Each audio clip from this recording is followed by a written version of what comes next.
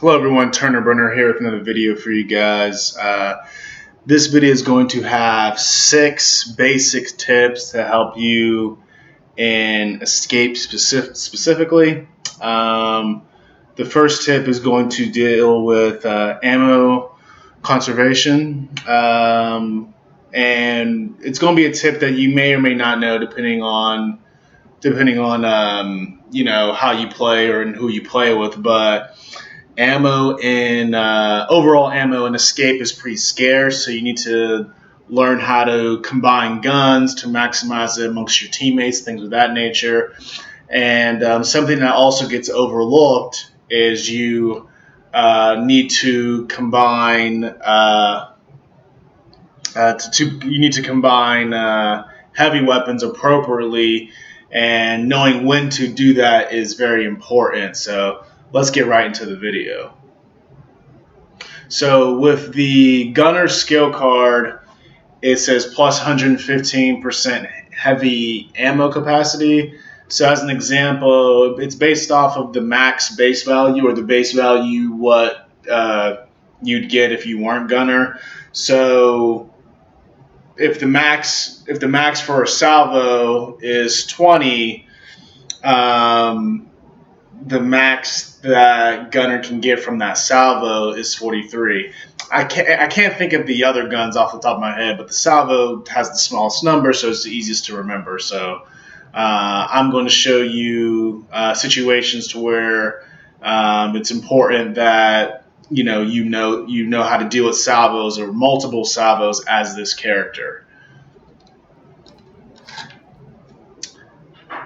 Okay. So we're dealing with 2 salvos on one of the custom maps. This is the easiest explanation or easiest example I can give, because in this custom map, heavy assault, you get heavy weapons right at the beginning. So this salvo has 34 bullets in it, right? And then this salvo has 10 bullets in it. I actually wasted a few bullets just to prove a point in this video. So theoretically, I have a max capacity with level 6 gunner heavy capacity car. So I should have, if I combine these, I should be able to get 43 bullets, right? But if I were to take this 10 and then go get this 34, it's not going to be 43. It's going to be based off of the base value of this 34, which may be closer to something like 15 or something like that. So when I go over here and pick it up, it only gives me 25. So hypothetically speaking, what you'd want to do is waste all your ammo in one of the salvos and then drop that salvo and then go to the other one literally. You don't want to combine the salvos like I just did, because you ultimately got less ammo from it. So that's a quick tip if you're dealing with multiple salvos. The same logic goes for other weapons as well. He has buzzkill in here, so we can do something similar with the buzzkill. So let's look at this. So the buzzkill, so 51, and then we have right here 42, right? So base value, the math, just doing quick math, maybe something of the nature of like 19 or 20. If I were to combine this with the buzzkill, 51. So let's see, 51 plus 42, that's a max value of 93, right? So if I take that 51, merge it with this one, I'm going to get less than 93. So as you can see, I've just, the ammo, I, in a way, screwed myself with the salvo and the buzzkill, so I actually have less ammo overall. So that's a quick tip if you are a gunner dealing with heavy capacity. So you want to waste all the ammo in one gun before going to the next gun. Like you want to treat them as separate guns. You don't want to morph them together. So that's what you want to do when dealing with heavy weapons as this particular class. So another tip dealing with the salvos, dealing with the exact same class, which you may have noticed in my split video that I posted 2 weeks ago when we got our #1 time is, so just to give context, you saw how I lost ammo when I myself combined salvos. In order to maximize ammo, if you're in a position to where you can't spam salvo, then just switch to the next one. You want to have your teammate combine the salvos, and then you take the salvo that becomes one, because the game recognizes the base value of the one salvo, and then your card will be put into effect. That's the best way I can explain it. If I were to combine these two salvos that you see in front of me, that would allow me to, or sorry, disable me to have as much ammo as I could possibly have. So what you'll see here is my teammate, who's a veteran. He's going to combine the salvos, which is as simple as picking them up and then combining them, and then I run over there with a max salvo relative to the situation. So yeah, that's a pretty basic tip as far as gunner is concerned. So just to recap, you want to, if you are in a situation to where you can spam salvos, just back to back, you want to use up all of one and then use the other one. If you're in a situation like the situation you just saw, you want to have your teammate combine the salvos, because if you combine the salvos, it'll mess up the max capacity. If you have any questions on that, comment below and let me know. But that's one way to deal with, to maximize ammo and escape. Another tip to deal with the ammo conservation and escape is knowing how to combine weapons. So combining weapons, I should have picked a character with a bolt hawk, but that's really not the point of this necessarily. The bolt hawk character would take precedence. But what you want to do is, with the guns available, you want to maximize the ammo of all the guns. So if you only have one gun and then your teammates get another gun, you're not going to maximize the ammo in each individual piece of gun. So let's say you have a Foz on your team and an infiltrator, right? So what you want to do is pick up the Marxa, and then you want to pick up the Nasher, and then you want to fill up the guns, and this is the correct way to do it. Okay, so you fill up both guns. That way, both the Nasher gets more full and the Marxa gets full, and then you drop them. So that is the correct way to do it. So the way to maximize this is on Master Clock. The way that the best amount of ammo you can get out of it is 16 Nasher and 19 Marxa. So I'm going to show you also what would happen if you would do it incorrectly. Okay, same map, similar situation. I am going to combine the guns, but I'm going to do it incorrectly. So what happens in a lot of escape matches is people are rushing in, trying to take ammo as fast as possible, so it ends up being bad for everyone. So hypothetically speaking, if there's an infiltrator that were to grab all the ammo before everything else, and then the Foz user takes the, let's say the Foz user gets the ammo up here, as you can see, I have less ammo than I did before. The Foz user only has 9 bullets, when before it had much more. So if you do this incorrectly, you can put yourself in situations that are less ideal than if you and your teammates are on the same page. So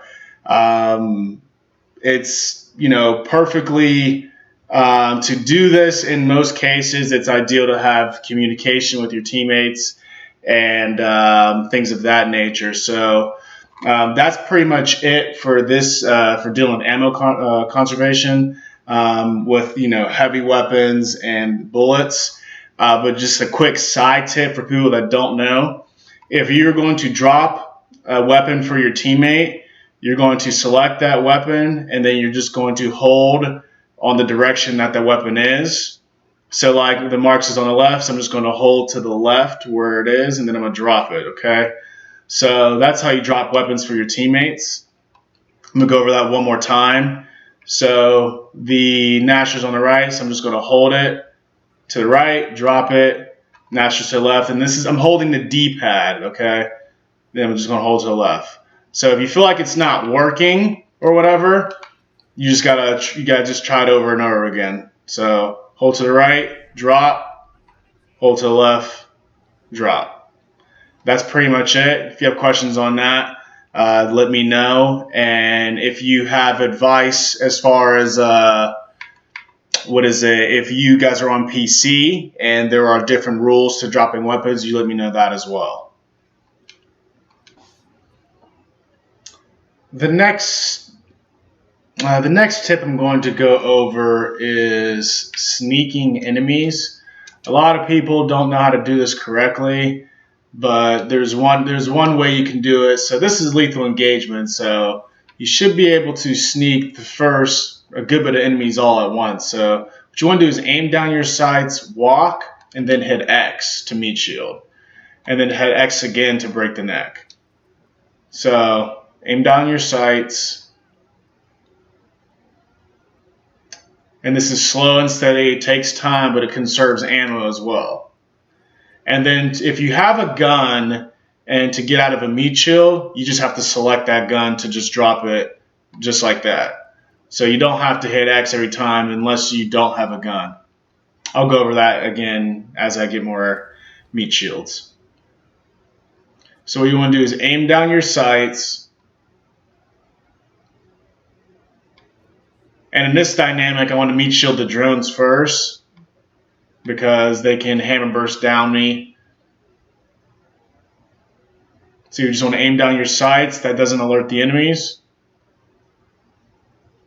And then hit X. Aim down your sights. And hit X.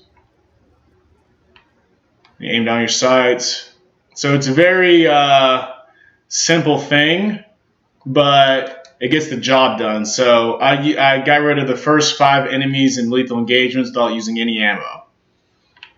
So that's a pretty basic thing that you can do in a lot of maps on like the Hive, lethal engagements, things of that nature. And also the fact that you can save ammo is huge because there's not like a ton of ammo in a lot of these maps. So also in lethal engagements, you can, if you wanted to, you can sneak these enemies as well. But it's a little bit harder because sometimes they're placed super close together. But, and if you don't know where they're at, that can be tricky, but they're not alerted. Switch to your gun. Still not alerted. Alright, so your situation where you're dealing with a sniper on the right, grenadier. So I'm going to go to this grenadier on the left. Hopefully this grenadier in the middle doesn't blast me. Sneak. Meat shield the grenadier. Sneak. Meat shield. So I've killed 10 enemies without alerting anything in the map and using a single bullet. So that's pretty much how you sneak on lethal engagements, and you can do this on any map. The only time it doesn't work is if the enemies or multiple enemies are facing you. That's one of the times it doesn't work, but that's what you can do on lethal engagements if you don't know that already.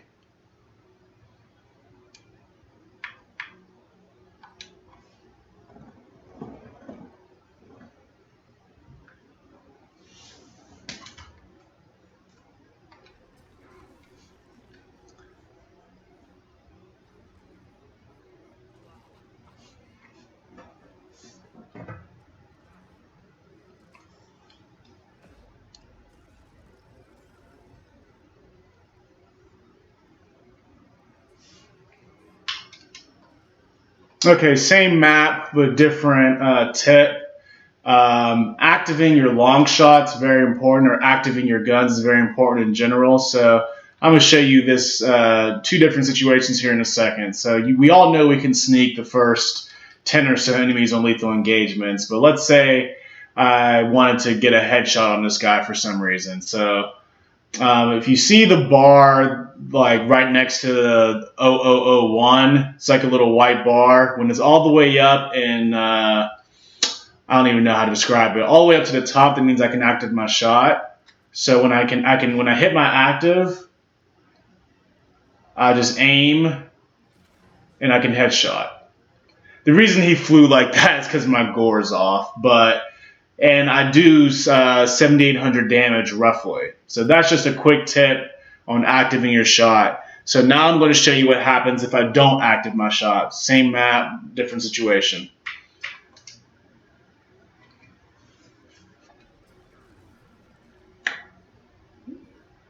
Same map, slightly different situation. So what I'm going to do is I'm going to meat shield the first sniper, and then I'm going to hit a non-active headshot on the second sniper. What you'll see is the sniper will still die because the health is so low, but what I want you to pay attention to is the damage output. The damage output is going to be more important for higher health enemies. Even though sniper's so low, you don't need to active to headshot a sniper. So meat shield this first sniper, snap the neck. I'm not going to activate my shot. I'm going to get a headshot. 3750. So that is less than, so one had a damage output of 7,800 and the other had a damage output of 3750. So over twice as good to active. So what you want to do is always remember to active your shots because you're going to do more damage. This will be more relevant if you're dealing with scions, because as opposed to 6 bullets, you'll only use 3 active long shot bullets. So that's pretty much it as far as activating your shots. This goes for, explosive weapons as well. Pistols, some characters like Mac has bleeding bolt talk that allows them to do more damage when it's active anyway. So always active your shots, relative to the context. Sometimes certain guns you have to wait too long, like the M-bar. As an example, but within reason, you want to activate your shots as much as possible. That way, you can do as much damage output as possible.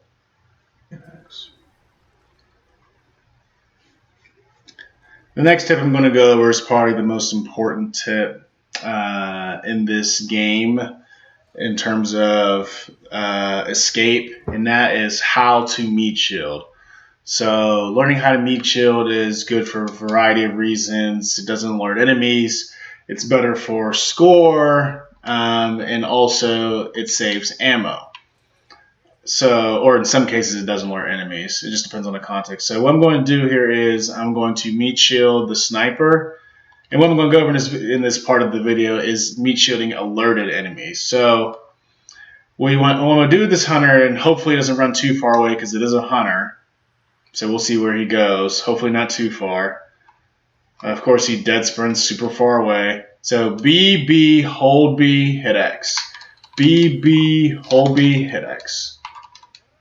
Okay? So you have to just get the timing down. So I'm going to do the same thing with this grenadier that's going to rush me. So it's a grenadier, so one-shot blast can kill me. So I'm going to hide behind this cover and be careful. I'm going to hit LB so I can see him through the wall. So B, B, hold B, hit X.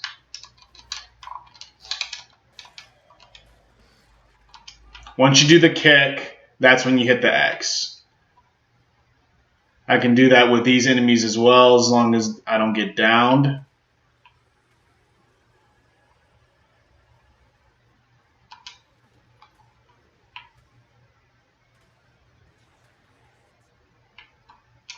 So it's 3 hunters, so I need to be very careful here.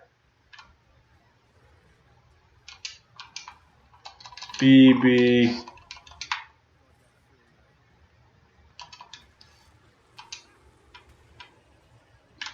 This is not the easiest way to do this part of the map. He knocks off my meat shield. It does no damage to me, but it knocks off the meat shield. B, B, hold B, hit X. Okay? So that's how you meat shield alerted enemies, okay? go over that one more time for you guys. So I'm going to go over this one more time, but I'm only going to meat shield the first hunter and the grenadier. So BB, hold B, hit X. And if you're familiar with meat shielding from a PC perspective, just put that down in the comment section below because I don't know how PC works. So I'm going to sneak this enemy again like I did before. Hit X. Now I'm going to alert this hunter. Now he's rushing towards me this time, which is different. So BB, hold B, hit X. I'm going to pick up a gun so I have a primary to switch to when I meat shield this grenadier.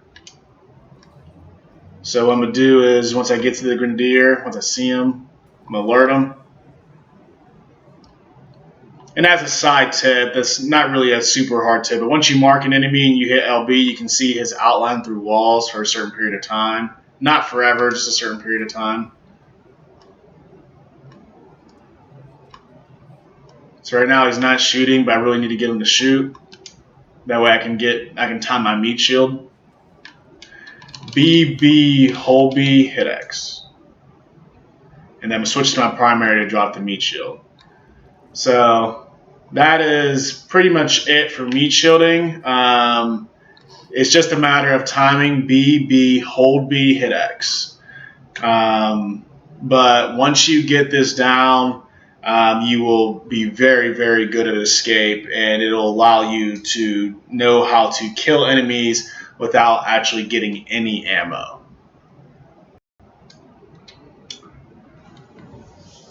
So the next tip I want to go over is recycling flashes.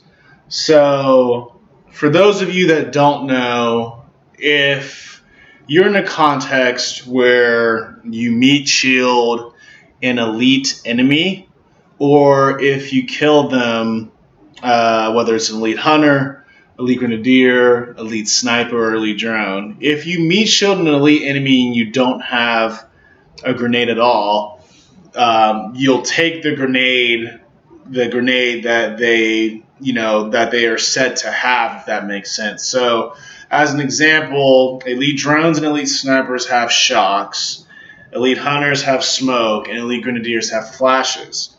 So if you meat shield any of those enemies, so if you meat shield an elite drone and you don't have any grenade, you will get a shock out of it. Now, the only reason you wouldn't get a shock out of that situation is if you're already holding either if you're already holding two shocks, or if you're holding grenades that aren't associated with an elite drone or an elite sniper. So as an example, if you are holding a flashbang and you meat shield an elite drone, you're not going to get a flash, okay? If you're holding one shot grenade and you meat shield an elite drone, you'll get a second shot grenade. So same logic applies to all the grenades. So if you have one smoke grenade and you meat shield an elite hunter, you will get a second smoke grenade. If you have, just across it, if you have one smoke grenade and you meet an elite grenadier that holds flashes, you will just continue to have only one smoke grenade. So hopefully that makes sense to you guys. There's no real other way to break that down. So on Ice Queen, which is, most of you knows my favorite map, it has elite grenadiers always after the safe room. So instead of wasting ammo trying to snipe them before they put their shields up, you are given flashes in other contexts before the safe room. And also in the safe room, there is a red box. So long story short, you're given flashes, and because they have flashes, you can flash them, meat shield, and constantly recycle flashes. That way you basically have unlimited flashes to deal with this section. So let's see it in practice. This is actually my solo run as COG Gear that I did, a couple months ago, it feels like. So I deal with the warden first. Headshot the warden. That's not relevant to this video though. So there's an elite grenadier that comes up. I flash him. So I have 4, and then I get 5 flashes again. I don't know if you saw that because I kind of moved kind of cool. There you go, 5 flashes. So I throw a flash. I have 4. Then I grab the elite grenadier, and then I have 5. So I'm gonna keep showing you that in practice until all the elite grenadiers are dead. So I deal with this sniper real fast on Ice Queen. So keep moving forward. So there's a elite grenadier. So what basically this also covers a way to deal with shielded enemies as well. You can do shielded drone type enemies, which I think this is the map that only has it. So you can do flash and meat shield. You cannot. So what you learned earlier is how to triple combo and meat shield in this video. You cannot triple combo and meat shield a shielded enemy. A shielded enemy cannot get stunned by your triple combo. The only way to meat shield them is if you flash and then meat shield them.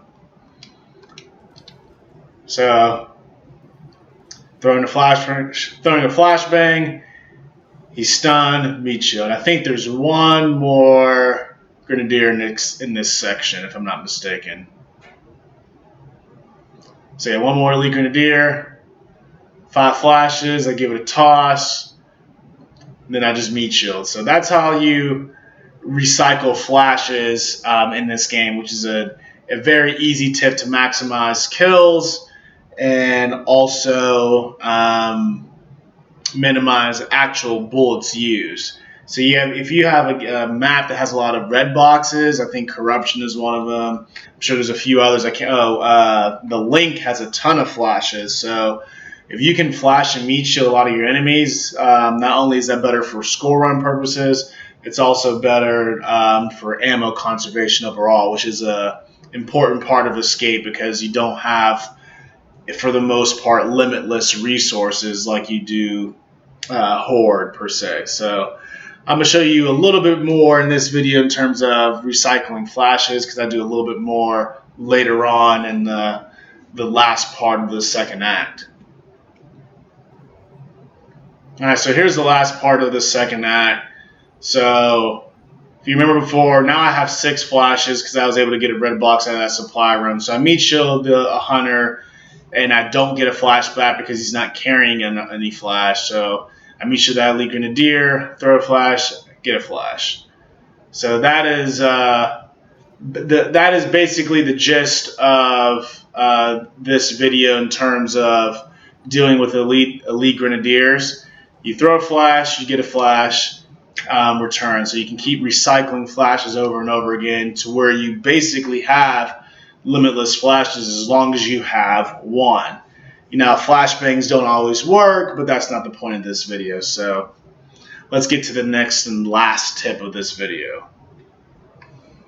So the last tip in this video is I am going to go over what classes need ammo and what classes don't need ammo. But I am going to simplify it to which classes definitely don't need ammo. A lot of problems in a lot of random lobbies or just people who are starting an Escape, people just people just kind of pick up ammo, you know, almost just because it's there. Because, you know, almost common sense would tell you that you need guns to kill things, but that's not really how Escape works necessarily. You don't need to pick up anything with certain classes. Actually, in general, for all these classes, you don't need to pick up anything for the most part to kill, you know, certain enemies. You may need to eventually pick up stuff to win the game, but to kill certain enemies, you shouldn't have to pick up stuff. Like on Lethal Engagement, you should be able to sneak and meat shield the first 10 enemies easily. So when it comes down to different classes, and the Coalition has added certain skill cards to kind of confuse certain with certain classes or whatever, but Blade Master used to be Lonnie's class. I'm going to go over 3 specific classes that definitely don't need to pick up ammo, regardless of what the skill cards say. And this is kind of my opinion. You're free to disagree, but there are 3 classes specifically that don't need to take blue boxes from higher priority classes. So Blade Master is one of them. So as you can see, this is my escape stack, and this is probably the best option for escape, considering the character's strengths and weaknesses. So Venom Blade, Shock Chain, Venom Resistance. I'm not going to go over in detail all these skill cards because I've already done that in a separate video, and you can look it up on your own. But all these cards have nothing to do with picking up any weapons. Now, to be objective, she does have cards called Brutal Claw, Gnasher Mastery, I believe that's it. And here's Banana Clip that has more ammo in her pistol. But on a master level, it's important to kill enemies as fast as possible, and bleed damage is the way to do that. This is the only bleed card that she has, and it has nothing to do with the Gnasher or Claw, at least, on their own. The Claw, yes, she'll have more damage with the Claw, but she can bleed out enemies faster with the Venom Blade compared to the Claw and Gnasher. So keep that in mind. With your Blade Master, you are, and it's a casual match, you really have no business getting ammo. There are a few different exceptions, but there are higher priority classes like Marksman, Infiltrator, Anchor. They need ammo far more than you do. So you should, in no situation should you be rushing a supply room to get any of the blue boxes. Now, granted, if the Anchor or Marksman or whatever is full on ammo, it at that point makes sense to you get, for you to get, if you want to snipe or something like that, the remaining blue boxes. But as far as the Blade Master specifically, you have no business in most situations rushing a supply room to get ammo, for the most part. The next class I'm going to go over is the Protector class. Just recently did a Protector solo on Ice Queen. I was by myself, so in some cases I had the sniper rifle, but a good majority of the second act, I just had, Breaker Mace, and then I had the Freezing Drop Shot Relic. If I was by myself, I would have only pretty much had the Drop Shot Relic before the safe room, and then Breaker Mace and Drop Shot Relic for the majority of the game. But my point in saying that is this class does its damage because of the Bloody Blade. Which you want to, same thing as before, which when you're dealing with escape, in general, you want to kill these enemies as fast as possible so you can clear the hive. Bleed damage allows you to lower their health and eventually kill them as quickly as possible. Protector does not have a gun associated with bleed damage. So because of this, the Protector class is most lethal when it is bleeding enemies through the Bloody Blade, which has nothing to do with a gun. So long story short, if you are using this class, that is definitely the way to go. You don't need to take ammo from Anchor, Marksman, Infiltrator, etc. You don't need to pick. What's nice about a lot of these melee-based classes is you don't need to pick up ammo. They're more efficient in many regards because you don't need to stop at supply rooms as much. You're not as ammo reliant. So, or if it's tactician, you're not relying on resupply. You could just go in, spawn with just your knife, because you can get a knife, you have a knife right off the bat and you can start killing stuff. So that's what's nice about melee classes compared to, classes that need ammo. Last class, but certainly not least, is the Brawler class. I haven't used this class really much at all this operation because I don't like the changes. But overall, the torch tackle and all the glory, that combination is the most lethal, one of the most lethal combinations in all of Escape, and it has nothing to do with a weapon. Torch tackle and all the glory have nothing to do with the sniper rifle, the claw, this Nasher, overkill has nothing to do with it. All it is a unique ability that's only with Brawler to tackle and blow up enemies. So yes, the Brawler class has the Scorcher card.